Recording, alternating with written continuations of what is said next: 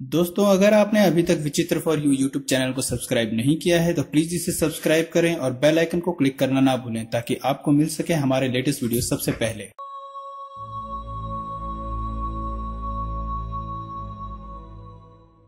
मृत्यु जीवन का अटल सत्य है जिसे ब्रह्मांड में हर किसी को स्वीकारना ही होगा।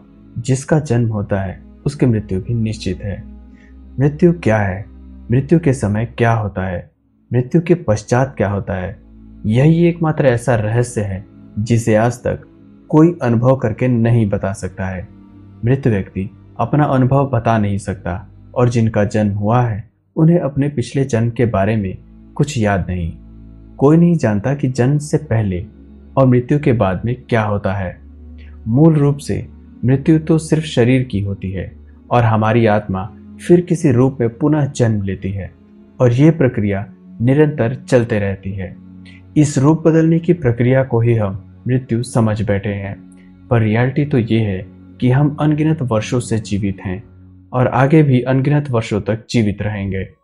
जरा सोचिए, कभी हम बच्चे थे, फिर जवान हो गए, लेकिन वह बच्चा कहाँ गया?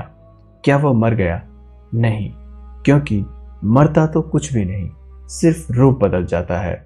जैसे कपड़ों को हम समय समय पर बदलते रहते हैं, उसी प्रकार आत्मा को भी शरीर बदलने पड़ते हैं। जैसे सारा जीवन सिर्फ एक कपड़ा नहीं पहना जा सकता, उसी प्रकार अनंत जीवन तक एक ही शरीर नहीं ठहर सकता। संभवतः तो कपड़ा पुराना होने और क्षीण होने पर ही बदल दिया जाता है, पर कभी कभी जल जाने, किसी चीज में उलझकर फट जाने, चूहों के काट देने या अन्य कारणों से वह थोड़े ही दिनों में बदल देना पड़ता है। ठीक उसी प्रकार शरीर साधारणतः वृद्धावस्था में क्षीण होने पर नष्ट होता है, परंतु यदि बीच में कोई आकस्मिक कारण उपस्थित हो जाए तो अल्प आयु में भी शरीर त्यागना पड़ता है। अध्यात्म के नजर से देखें तो मरने के बाद हमें वैसा ही महसूस होता है जैसे हम नींद से जागते हैं।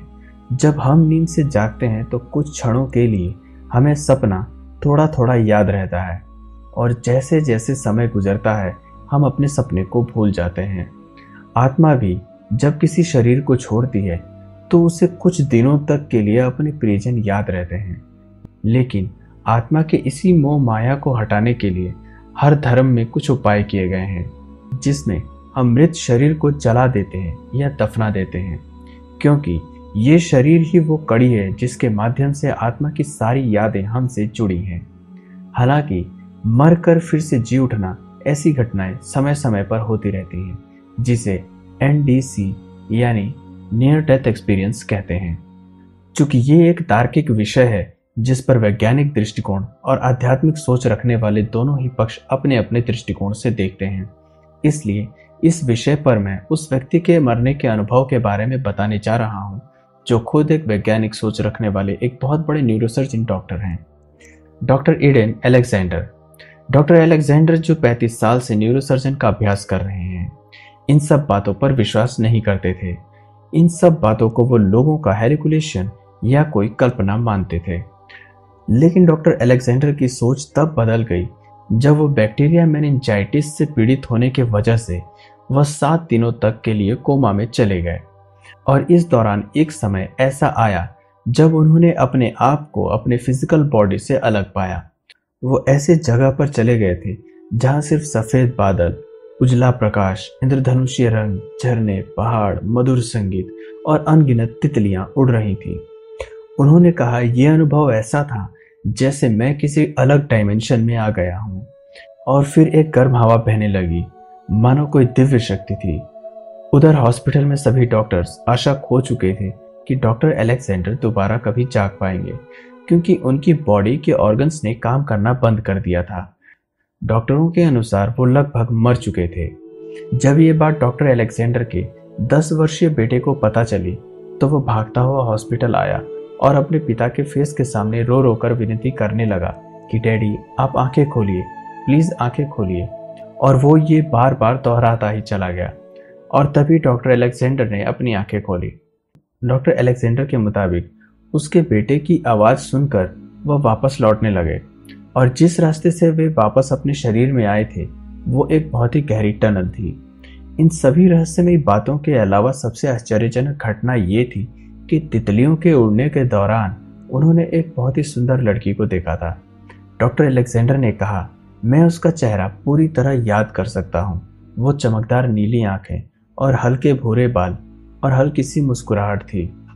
पर उस लड़की ने मुझसे एक शब्द भी नहीं कहा, फिर भी उसके थॉट सीधे मेरे अंदर समा रहे थे। उसने कहा, आप बहुत नेक और प्यारे इंसान हैं। आप हमेशा दूसरों के लिए प्यारे इंसान बने रहेंगे। आपको डरने की कोई ज़रूरत नहीं। लेकिन आश्चर्य की बात यह थी कि डॉक्टर अलेक्जेंडर ने कहा कि मैं पूरी लाइफ में आज तक उस लड़की से नहीं मिला था। डॉक्टर अलेक्जेंडर द्वारा उस लड़की के रूप रंग के वर्णन के आधार पर उनके माता पिता ने एक लड़की की फोटोग्राफ दिखाई, जिसे डॉक्टर अलेक्जेंडर तुरंत पहचान गए। यह वही लड़की थी जिसे डॉक्टर अलेक्जेंडर ने मरने के बाद देखा था।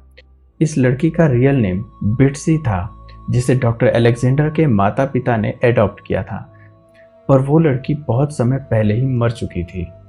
इस लड़की से डॉक्टर अलेक्जेंडर आज तक नहीं मिले थे और ना ही उनके माता पिता ने इस लड़की का कभी जिक्र ही किया था। इन सब घटनाओं के बाद से डॉक्टर अलेक्जेंडर को अब अध्यात्म पर विश्वास है और उनका मानना है कि जो कुछ उन्होंने देखा और अनुभव किया उसे समझना और समझाना नामुमकिन है, लेकिन शायद हम आज नहीं तो कल इसे ब्रेन बेस्ड साइंटिफिक तरीके से समझ पाएंगे।